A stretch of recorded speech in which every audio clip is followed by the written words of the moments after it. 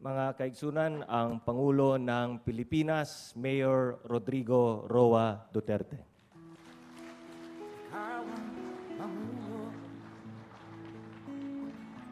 Thank you. Kindly sit down. Salamat po sa courtesy ninyo. I have 2 pages, Secretary.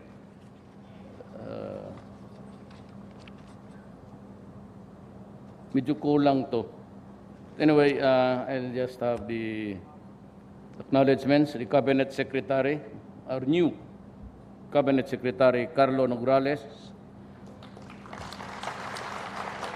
Mr. Sabin Aboites, President and Chief Executive Officer, Aboites Infra Capital, Davao City Water District Chairman Eduardo Bangayan, JV Angeles Construction Corporation Chief Executive Officer Catherine Angeles,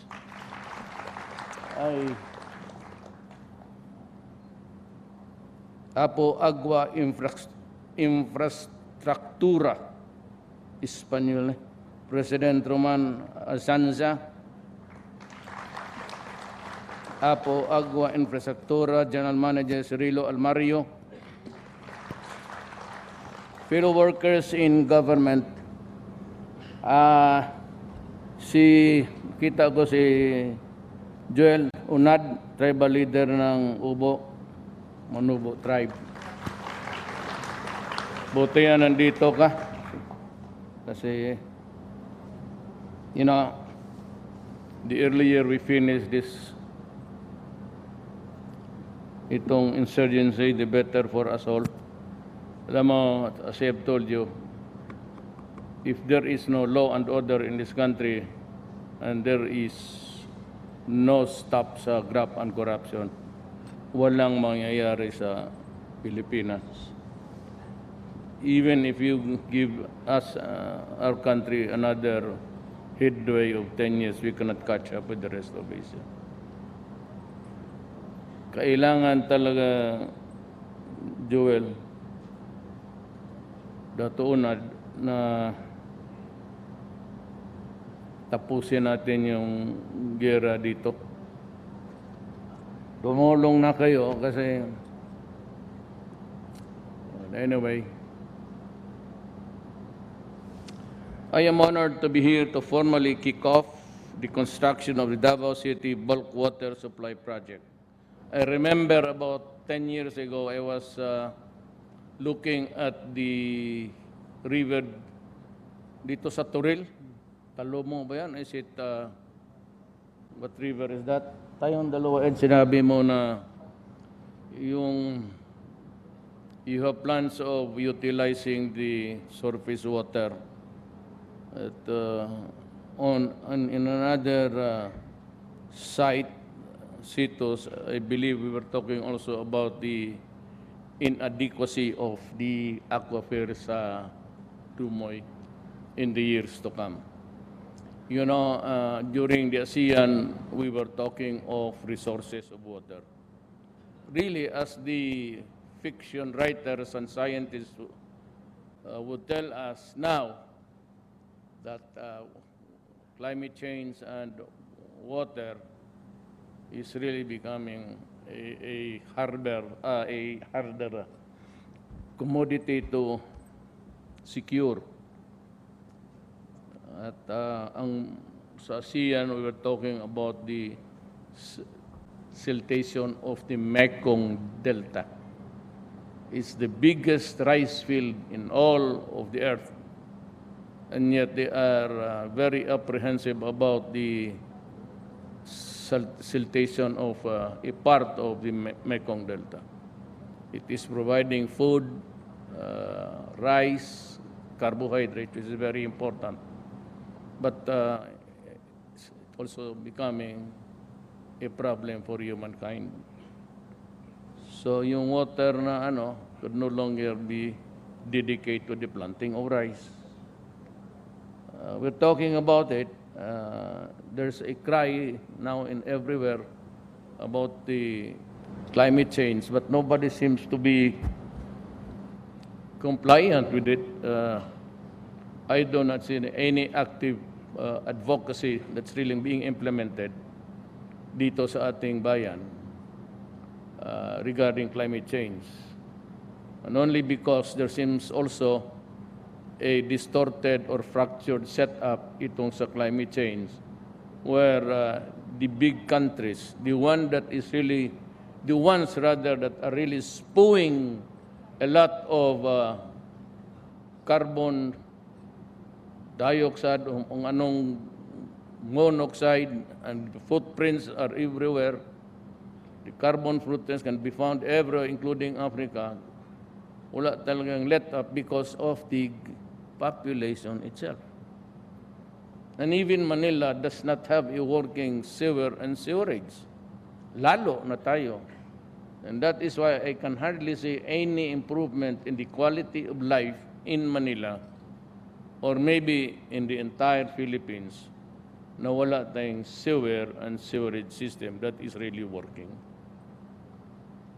So ganon kahirap how to grapple with the problems of wala bang obispo dito?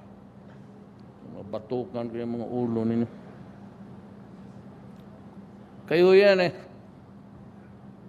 The Catholic Church, pati si Bishop David sa Caloocan, clinging on to a belief which was 3,000 years ago. Ang mga tao no nomads, what do they know about the world today? Tapos pasundin mo yung sinusulat ninyo. Totoo. How can the people that 3,000 years ago predict or project what is happening today? And it's only the archaic church of, because it's getting money, that's all. You're supporting a, you build a chapel in your own house and pray there. You don't have to go to church to pay for these idiots. Pero yung ibang pare, kaibigan ko, magbigay ka sa maa, sa parang bispo, Jesus, Maria, maghingi pa ng sakyanan sa gobyerno, knowing fully well that it is corruption, as there is a separation of church and state. And you have the balls, brave as you are, to ask property of the government. Tapos magsalita kayo mga putang ina ninyo, kala mo sino kayo. I've always believed that access of safe drinking water is a fundamental right that must be enjoyed by every Filipino family so that they may lead healthy, dignified, and productive lives.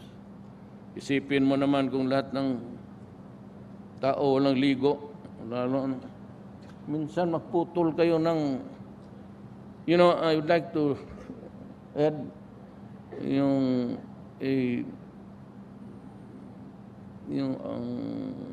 advice nyo sometimes comes in late.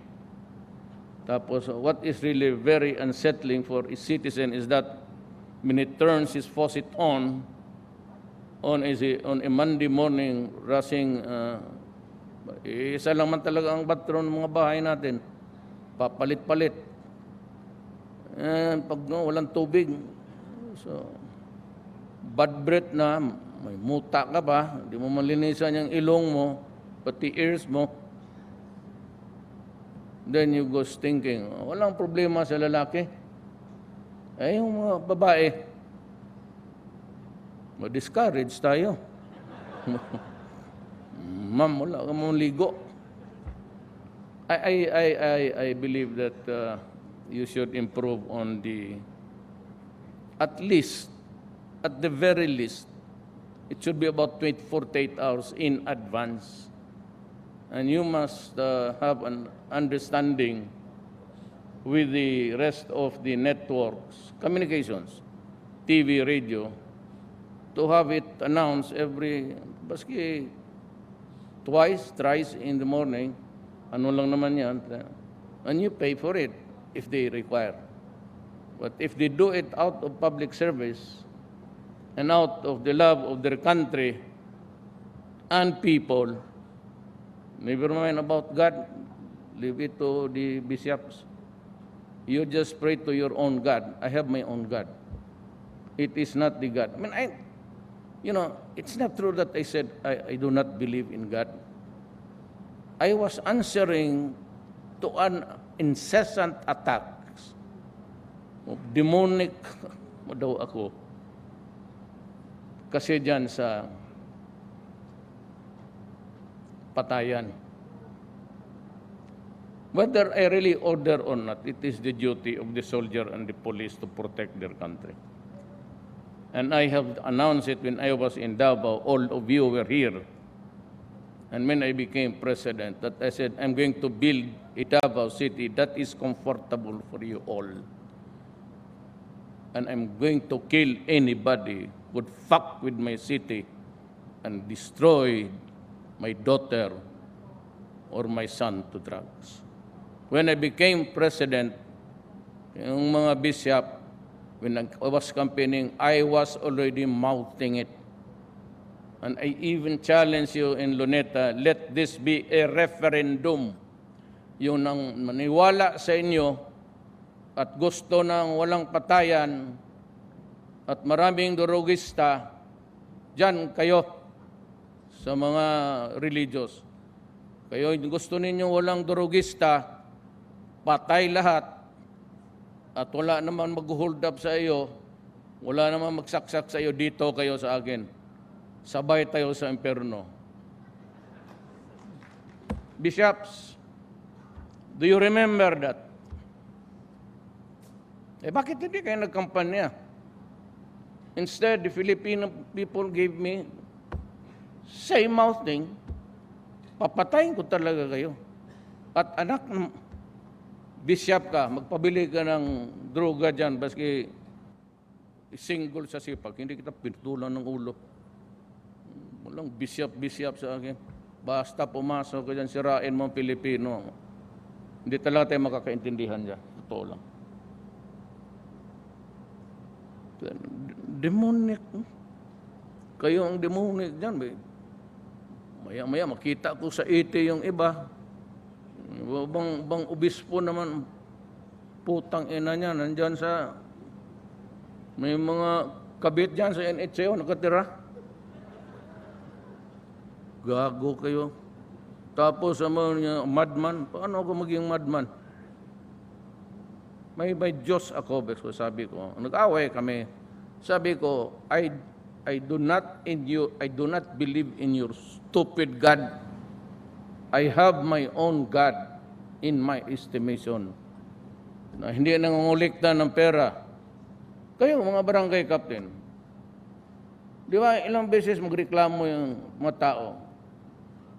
Pagkadlinggo, dalhin mo dyan sa simbahan, magalit pa ang pare. Kasi walang binditahan ng patay, baski mabaho na. Yan ang mga pobre, ang imbalsamasyon yan, 2-3 araw. But mayroon pa kayong there's a practice, it really pisses me off. Yung sa, na it has something to do with water, the washing of the Filipino people. Na yung patay, ipalibing mo, ito mga konsihal, alam nila, 9 days bago ilibing, sige sugal dyan, sige inom, drinking, gambling. Ang patay gilangaw na, hindi malibing kasi ang spirit daw nandito pa sa lupa. Putang inang espiritu na yan. Kaya yung pobre, magkasamot o kapobre, maihaw tanan. Huwag na yung maihaw, tao na giyaw, wala siya kibog, tao na ginakao nila.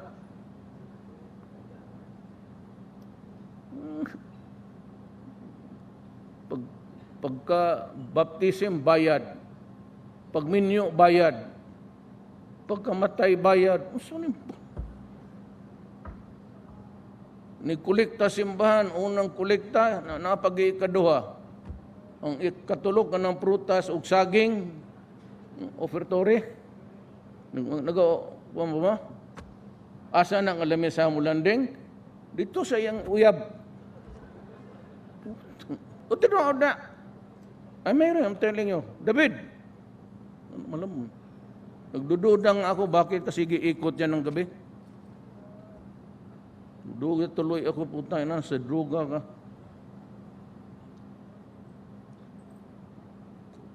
Ngayon na ang Katoliko na.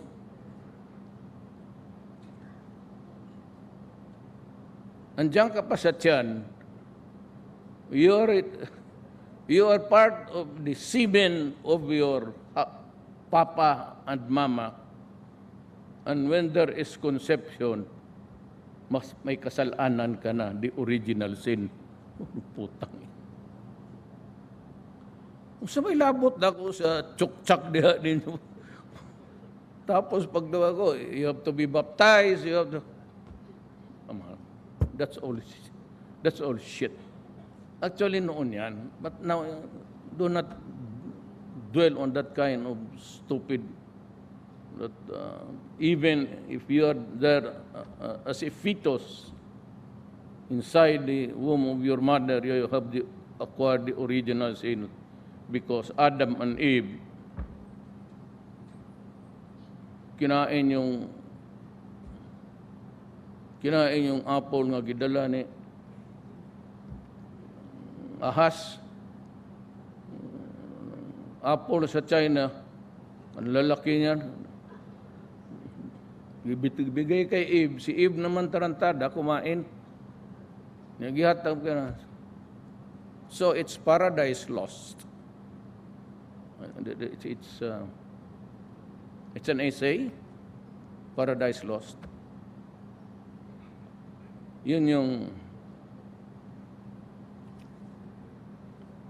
alam mo, I read this in my, may I take much of your time?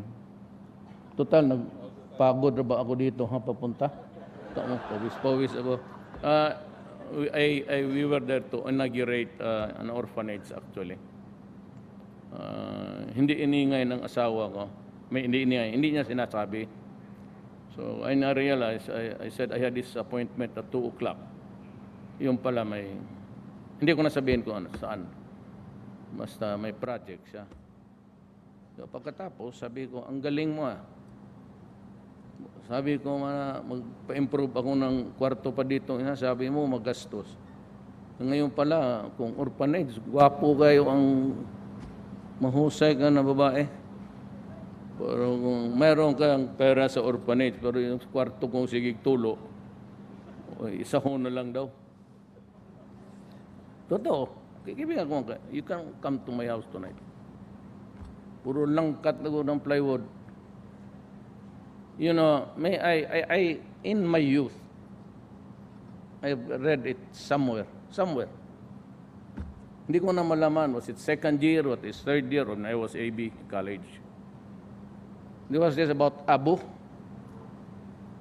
This Abu, and I related that story doon sa orphanage. Kasi sabi nga nila, hindi raw, galit daw ako sa Diyos, demonyo ako. Well, I'm reminded of that, I don't know if it's a proverb actually, but it said in the days of my youth. So, youth pa na, dili youth tiguang, youth na bata pa. That this Abu sleeping soundly one night, and there was a crashing sound and a blinding light coming from the window. And he stared at the window and the light, and suddenly an angel appeared, materialized before him. Sabi ni Abu, "Who art thou?" Tapos, ang angel nagsagot, "I am an angel of God." Sabi ni Abu, "And what is your purpose in coming here? To scare me?" "No," just passing by to visit the faithful. Tapos tinitingnan niya, the angel was carrying a tablet. And he said, "Is that tablet, is that the 10 Commandments of God?" And the angel said, no, somebody is taking care of it. It's somebody else's tablet. Mine is different. Sabi ni Abo, what are they? I said, well, the angel said, this tablet contains the names of the people who love God. Di, sabi ni Abo, is my name there in the tablet as one of those who love God? Sabi ng angel, sandali lang. Nanap niya. Duterte, Abo Duterte. Wala. Is that so? Yes. Means to say, I am not one of those who love God? No. I'm sorry. You are not in the list. Sabi ni Abo. Well then, if you have another list for those who are not allowed to love God, but to serve His fellow men, kindly put on that list because I love my fellow men. The angel said, okay. The following night, the angel appeared, same angel, and said, oh, you are here. And what is the purpose of thee this time? So, I am that showing to you another tablet. So it is not the same one that you carried last night. Sabi the angels, no, this time I have the tablet for those guys who love his fellow men. And my name is still there. It's okay that I am there. You wait. Abo Duterte, Abo Duterte, Abo Duterte, Abo Duterte. Number one, Abo Duterte, one who loves, the number one who loves his fellow men. This will not just address the increasing demand for steady and sufficient supply of potable water for the city, but also demonstrate the success of partnerships between the government and the private sector in effecting real changes in our communities. As with any business venture, I firmly reiterate the importance of the strict implementation of the Ease of Doing Business Act. Corruption is not acceptable to me. I need not repeat it every day. Then when I go to Manila, I'm going back, I'm going to fire another undersecretary for corruption. I am thus directing all concerned new government agencies to ensure compliance with this law so that projects such as this will not be delayed or caught up in the processing of permits and clearances. Nandito man itong media, pakipasa lang. Kayong ibig-sabihin, pasa mo to. Hindi to para sa inyo, hindi para sa akin. Again, there is corruption in government because the people are not really assertive about it. You are just the willing and dying for it. Sinabi ko sa inyo, ayaw ko ng korupsyon.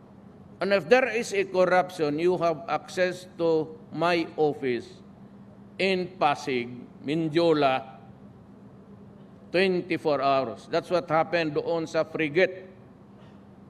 Yung frigate, nagpunta yung may-ari na naggumawa noon, bakit wala pang delivery, order of delivery. So he complained to me. And so I told si Bongo, bakit nandiyan ka? Senador ka na. Usually yan, sa likod ka. Good. Parang manalo ka man. Okay lang.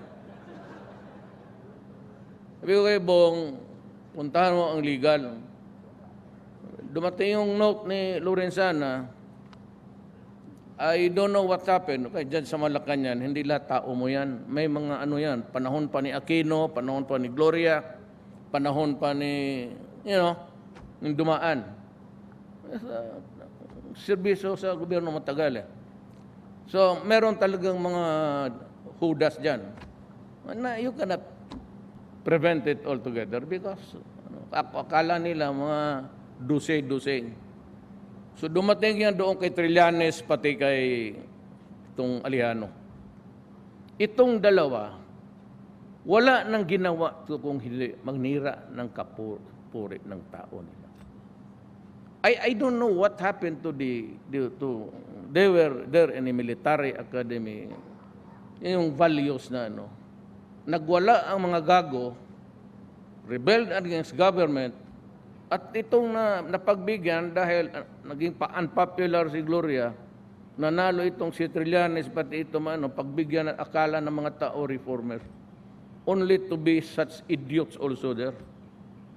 Ang ito naman sa Alejandro, talking, and sometimes he sees a document, he interprets it, and he knows that he is only good for 4 years of education. And he interprets it as if, and he talks like a lawyer, pretending to be. Ito si Trillanes, wala talaga. And something is wrong between his, gray matter between his ears. Pinatawag nila si Bong. Sabi niya, sinupinahan ako, Mayor. Sabi ko, di punta ka. Sabi niya, yung sa frigate, sabihin mo lang ang totoo. Tapos na yan, ang nire-report lang dito, bakit wala pa ang order sa armed forces na i-deliver sa Navy. Just tell the truth. Tapos nagpahabol yung isang senador, President, do not worry, we will have a closed-door conference. Sabi ko, putang ina, huwag dito ko ina. Sabi ko kay Bong, I will not testify in a closed-door conference. You ask for an open public investigation. Sila yung mayayari dyan. Sabi ko, hindi ikaw. Just sabihin mo, what transpired. May mayayari, kung yan puputok, may tama yan sila dyan. Sila, wala na. So sabi ko, pag testify niya, sinabi ko kay Bong, that is your passport to being a senator of the Republic of the Philippines. Ayaw niyang maniwala. Sabi ko, alam mo kasi, ang tao hindi bugok. Pag yung style ni Trillanes, alam mo bakit ayaw ko siya? Ayaw ko talaga siya. Yung sabi niya sa kapwa-tao niya, sundalo niya at PMA, si General Reyes, was trying to say, Your Honor, may I be allowed to talk to defend my honor? Alam mong sinabi ng gago ng puto. No, sit down, you have no honor. Kaya sabi ko, ito, ugok ito. Sige, buto pa ninyo yung magdalo. Nagkakalat sa mundo ang mga gago. Diba, pagkitain ko yung nag-reunion sila, anong ginawa niya? Nakahili niya, tenduay pati biyan, sige, inuman. Yan ang sundalo ninyo.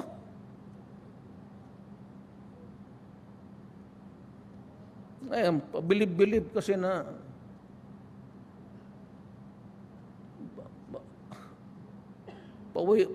pabandira dyan sa Makati, sinira yung peninsula, tapos nag-surrender. Tapos matapang daw siya. Sus, Trillanes, amoy kita. Naghinambog ka lang naman, nagpakamatay ka sana na doon. Maghinambog ka na, surrender ka. All for show. One of these days, maghanap ako ng financer. The Magdalo story. Gawin ko kayong King Koy lahat. King Koy man talaga.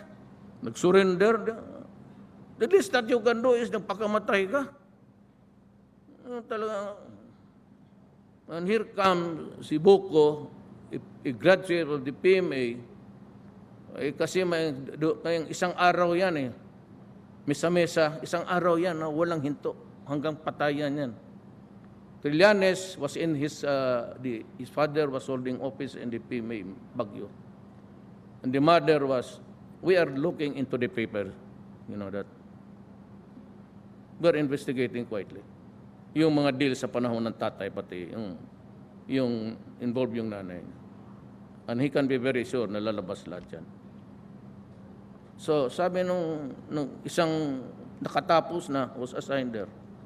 Sabi ko na, walang ginawa, hindi kumain kasama ko. Kasali siguro si Aliano niya. Magbubulahan pa tayo. Sabi ni Trillanes, ako daw, pagka-abogado ko, nilakad ng tatay ko, Hoy, Trillanes, I became lawyer after 20 years. My father died. Ikaw, taga-PMA, nandoon ka sa opisina ng tatay mo, kumakain ka ng peanut butter, pati naubos mong pan doon. Tapos yung mga classmate mo, kaya ganun ka, you acted like a spoiled brat.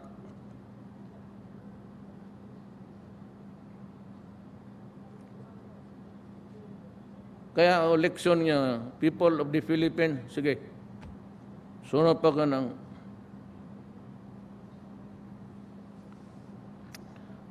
I look forward to the timely completion of this water treatment facility so that the people of Davao may enjoy its benefits at the soonest possible time. There will be a crisis. You know, that Mount Apo there is very big. There's a hole there at the top. And over the centuries, ang tubig dyan bumbos.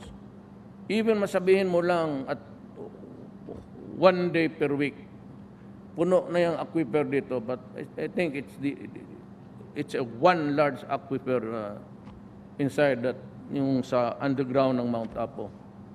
Part of it is really the channel in Dumoy. Kaya sayang yan, i-reserva ninyo. Kasi matamis ang tubig natin. Paski saan ka magpunta na. I only tasted like sa Canada. May isa ako doon na, yung matamis. Kita mo yung tubig sa walang, kayong mga babae, di ba? Wala kayong shampoo. May akin, yung safeguard ko, yun rin yung ganun ang, may mga sundalo, ganun yan. Yung marunong magamit ng shampoo yan.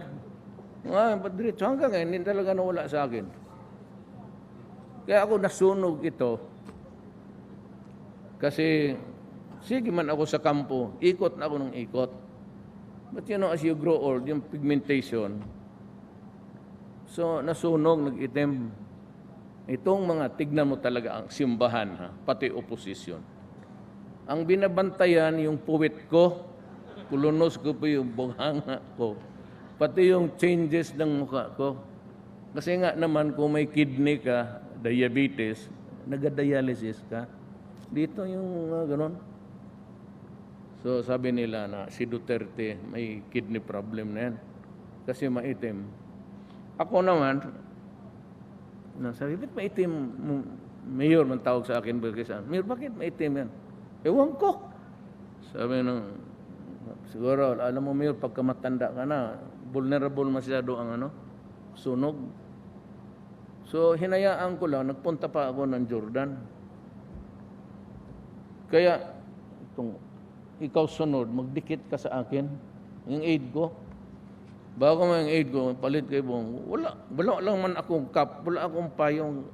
Sa Jordan, sa desert, nanood ako ng mga helicopter kasi binigyan tayo ng 2. Kaya hindi ko mamura-mura yung human rights commissioner. Sabi ng itong mga ugok, Kasin daw. The king himself said, you know that brother of mine, screwball. Do not mind him. Kasi ako, kailangan ko rin magpakita ng psychiatrist. Gusto kong banatan. Utang ina, sige ka. Litsi-litsihin kita. Ito naman si Esperon. Sabi niya, Mayor, huwag ka na lang gumanti. Total, Ano lang man yun. Sabi niya, magpunta ka raw ng psychiatrist. Sabi ko, ikaw, General, ikaw sabihan niya, maligaya ka. Sabi, huwag mo nang awayin, kaya ang helicopter natin, baka hindi i-deliver. Tangin ng spirit. Utro rin. Tahimik na lang ako. Biro mo. Pagpunta ko nga, meron, ipakita. Di na lang nga, doon kubra. Sabi ni King, this is the... Sabi niya, about my brother, nag-apologize siya. Do not mind Miss Scrubo. Kaya pag-uwi ko dito, putang ina ka, litsi ka. Sabi mo ni King, pero kainit ay. Di ang asawa ko, sabi ko nasusunog. Sabi niya, yan o, 1, 2, 3, 4. Sabihin ko na, hindi ko na-advertise ha. 1, 2, 3, 4.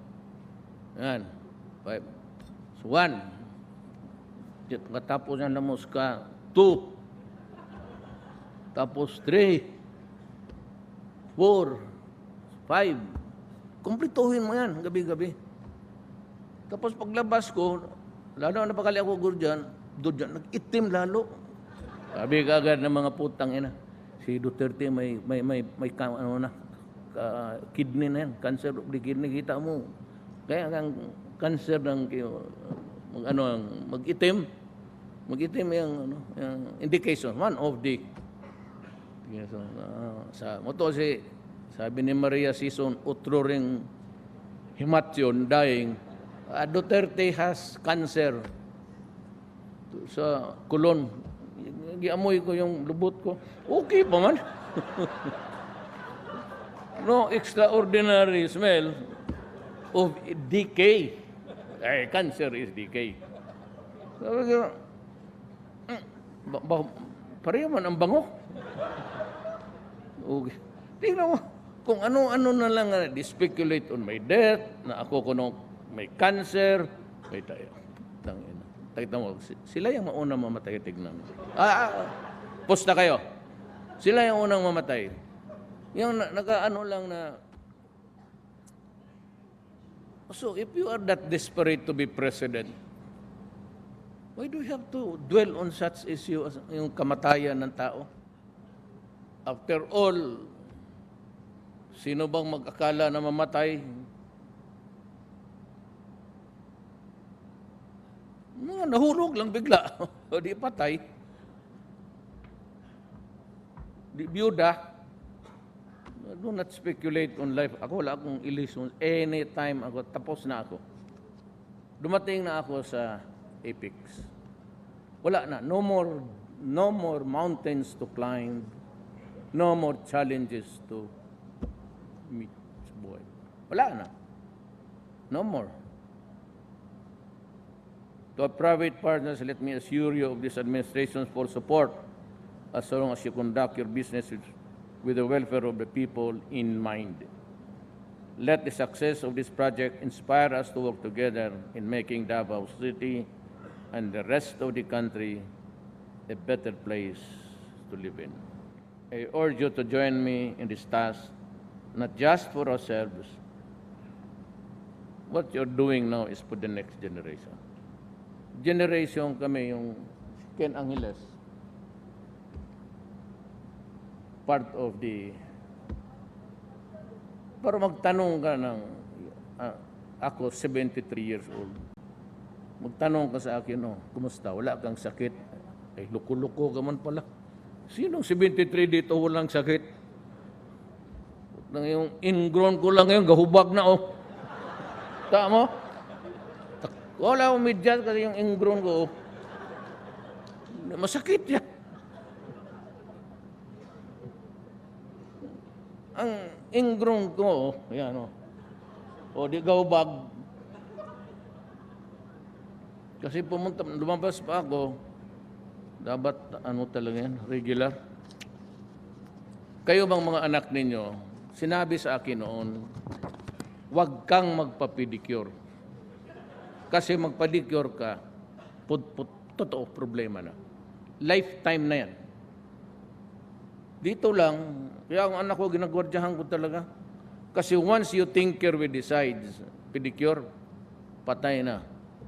Ang mabubuhay niyan, kagaya ng mga doktor, pati abogado, ang abogado maghanap lang ng gulo.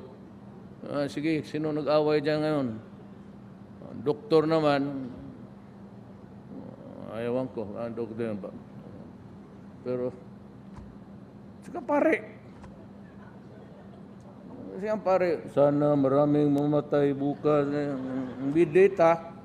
Sana may maraming ma-inlove bukas. Sana maraming mabuntis para mapilitan magpakasal. Pera na naman ito, mga potang ina kayo. Kayo ang nag-oda eh. I did not start this. I have to do it because I am the only one who can do it. In the like manner, there were things, developments in this place. Kita mo naman ang Davao ngayon. I promised you a comfortable place. Paghanap ka ng syudad ng Pilipinas na makalakad ka galing Kalinan papuntang syudad ng Davao. So ito lang mga Itong drugs, I will kill you. Itong NPA, no more talking. I intend really to at maniwala ka hindi, I'll go full scale.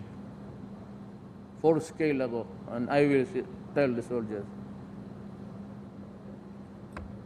Itong droga, pati itong I would consider it a monumental failure pag itong insurgency pa itong Abu Sayyaf.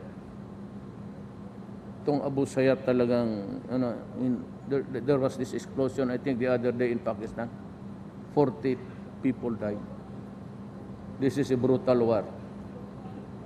Kaya, but ako, if you give me that kind of shit 10 times, I will double my response to it. Do not ever think that you monopolize evil in this world. Huwag kang maniwala na ikaw lang ang marunong gumawa ng masama. Marami tayo na kaya gawin yan. Plus 20 kayo sa atin. Maraming salamat po. Thank you, Mr. President. Now may we request the President for a photo opportunity in batches with the appointees group executives, DCWD top management, and members of the Davao City Watershed Management Council